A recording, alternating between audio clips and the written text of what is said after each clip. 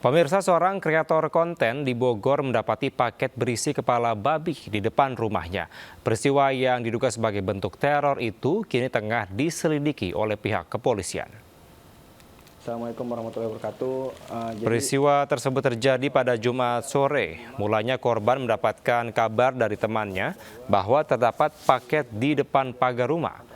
Karena korban menganggap paket itu mencurigakan, korban pulang dengan mengajak satpam dan polisi setempat untuk mengecek isi paket. Korban pun mengaku terkejut paket yang ditujukan kepadanya berisi kepala babi. Sebelumnya, kreator konten dengan akun @walikonten ini aktif bersuara soal demonstrasi dan tuntutan rakyat atas kondisi tanah air saat ini. Buka itu isinya apa karena ini mencurigakan. Akhirnya kita pulang dan ketika pulang paketnya ada di depan pagar. Aneh banget, biasanya paketnya itu ada di dalam untuk nggak tahu dilempar atau mungkin bisa juga dititipin sebenarnya. Tapi ini paketnya malah ada di luar pagar. Nah, karena gue nggak berani ngebuka itu isinya apa karena ini mencurigakan, akhirnya gue nelpon pihak aparat terkait gitu, pihak kepolisian, dan juga gue ngubungin beberapa orang-orang yang bisa untuk datang, termasuk Bapak Satpam juga gue undang untuk datang ke situ untuk ngecek. Lalu akhirnya kita cek lah itu, hujan daging babi cukup besar, akhirnya cek dan gue yang ngecek sendiri, gue yang gunting, tapi disaksikan oleh pihak security dan juga pihak kepolisian. Daging babi ini, Pak. Dan ternyata ketika dibuka isinya kepala babi. Ribuan kendaraan wisatawan meninggalkan kota Bandung, Jawa Barat dengan membadati Jalan Paster. Kepadatan arus lalu lintas juga terjadi di kilometer 125 ruas tol Purbalenyi, Cimahi arah Bandung menuju Jakarta.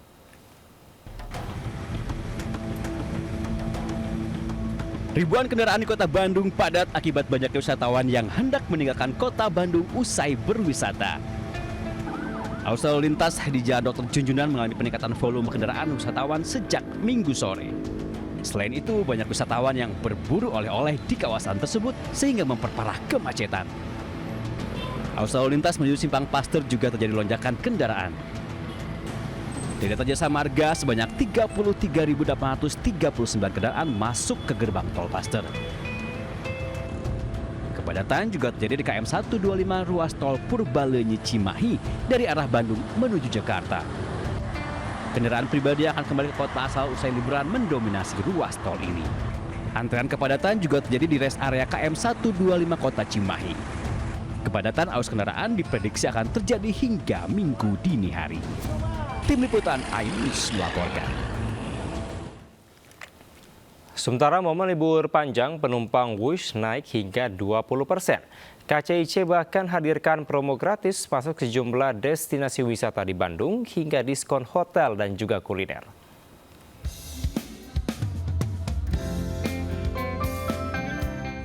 Peningkatan volume penumpang Wush di momen libur dalam rangka Maulid Nabi yang berdekatan dengan akhir pekan mulai terjadi sejak Kamis 4 September kemarin dengan penjualan tiket mencapai 19.000 tiket. Bahkan okupansi sejumlah kereta pada keberangkatan malam hari mencapai 100%.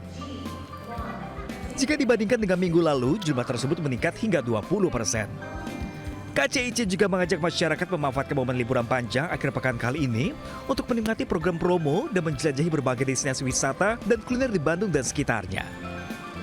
Program promo tersebut dihadirkan melalui kerjasama KCIC dengan berbagai destinasi wisata, kuliner, dan hotel untuk memberikan pengalaman liburan yang lebih istimewa bagi penumpang. Cukup menunjukkan tiket Wush, penumpang dapat menikmati berbagai penawaran menarik, mulai dari tiket masuk gratis hingga diskon penginapan dan kuliner. Tim Liputan iNews melaporkan. Ke informasi lainnya pemirsa, setelah 3 tahun absen, ada fenomena alam langka yakni gerhana bulan total pada Minggu malam. Uniknya langit dihiasi bulan berwarna merah darah. Gerhana bulan total kembali terjadi pada Minggu malam hingga Senin subuh. Seluruh tahapan gerhana bulan atau blood moon alias bulan merah darah bisa disaksikan masyarakat Indonesia.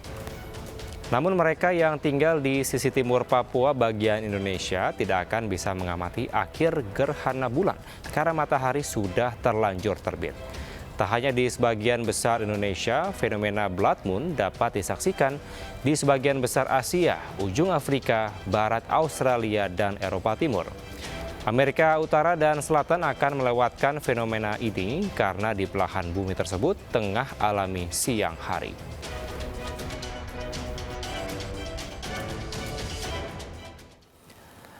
Keinformasi mancanegara, pemirsa, misi kemanusiaan menembus blokade Gaza melalui jalur Laut Mediterania terus digelorkan oleh ratusan aktivis kemanusiaan pro-Palestina, termasuk puluhan aktivis asal Indonesia. Guna mempersiapkan perjalanan kemanusiaan ini, sejumlah pembekalan untuk pelayaran terus dilakukan.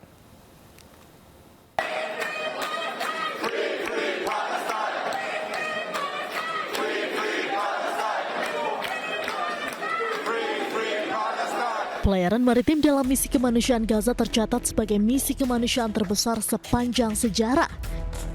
Tercatat sebanyak 44 negara dan ratusan aktivis kemanusiaan tergabung dalam gerakan global Sumut Flotilla. Mereka bertekad akan menerobos blokade Israel untuk membuka koridor kemanusiaan untuk rakyat Gaza yang kini mengalami genosida. Salah seorang anggota steering committee global Sumut Flotilla sekaligus koordinator Sumut Nusantara, Muhammad Nadir Al-Nuri, menyebut misi pelayaran kemanusiaan terbesar ini belum pernah dilakukan sebelumnya. Guna menyiapkan pelayaran tersebut, sejumlah pelatihan dan pembekalan bagi aktivis terus dilakukan sembari menunggu kapal berlayar dari Tunisia menuju Gaza.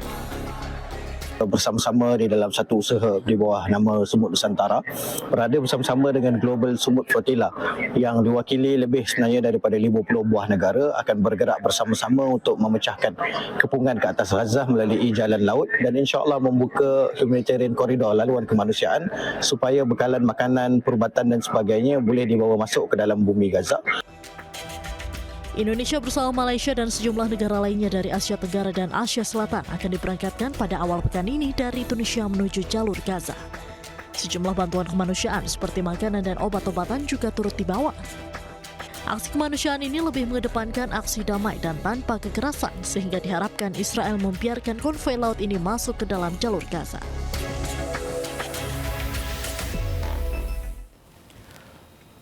Pemirsa, Uni Emirat Arab kembali mengirimkan konvoi bantuan ke Gaza dengan menggunakan 23 truk berisi bantuan medis dan makanan pada hari Jumat melalui rute penyeberangan Rafah.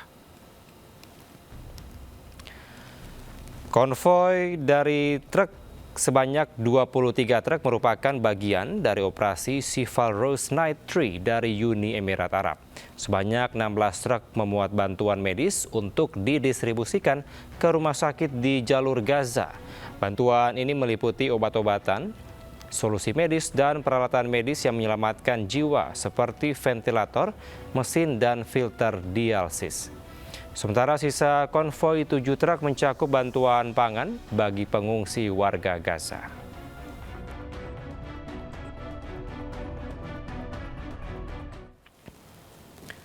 Tiga 13 warga Palestina terluka usai diserang sekelompok milisi Zionis bersenjata api di Desa Kilet Al-Daba Selatan, tepi barat. Inilah para lansia dan balita di Desa Kilet Al-Daba Selatan, tepi barat Palestina yang menjadi korban kekerasan oleh milisi Zionis Israel. Para penjajah juga meneror warga sipil Palestina dengan menembaki rumah dan menghancurkan sejumlah perabotan. Petugas medis yang tiba langsung mengevakuasi para korban ke rumah sakit terdekat. Aksi keji penjajah Israel ini meninggalkan trauma yang mendalam bagi warga Palestina.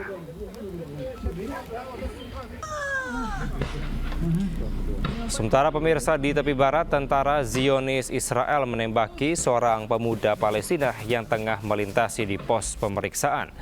Belum ada informasi lanjutan mengenai kondisi terkini pemuda Palestina tersebut. Warga Palestina yang melintasi pos pengamanan Israel kerap mengalami kekerasan dan sikap apartheid dari tentara Zionis.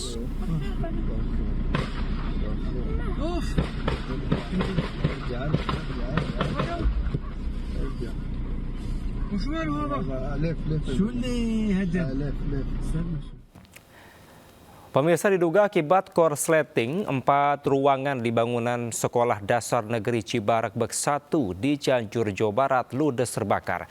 Tak ada korban jiwa dalam peristiwa ini, namun sejumlah sarana sekolah ludes terbakar.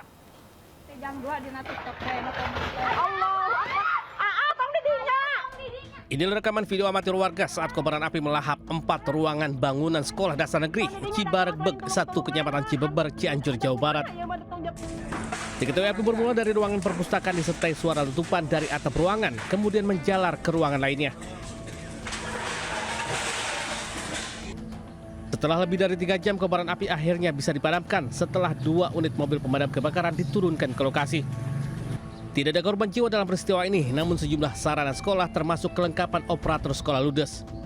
Belum diketahui secara pasti penyebab kebakaran, namun dugaan sementara dipicu korsleting listrik dari ruangan bangunan. Dari Cianjur, Jawa Barat, Muhammad Andi Ihsan, iNews melaporkan.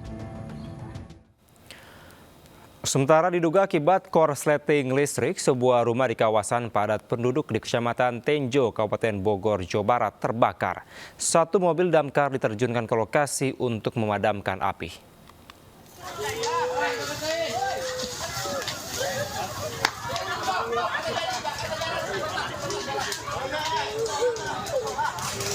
Sebuah rumah di kawasan padat penduduk di Kecamatan Tenjo, Kabupaten Bogor, Jawa Barat terbakar. Peristiwa ini terekam kamera warga. 1 mobil damkar diterjunkan ke lokasi. Petugas pemadam kebakaran berjibaku memadamkan api agar tidak menjalar ke rumah warga lainnya. Diduga kebakaran terjadi akibat korsleting listrik. Tidak ada korban jiwa maupun korban luka dalam kejadian ini. Kebakaran 1 unit rumah milik Saudara Samsu di Kampung Banteli, Desa Batok, Kecamatan Tenjo, akibat korsleting listrik, dan 3 unit motor terbakar sehingga kerugian sekitar 100.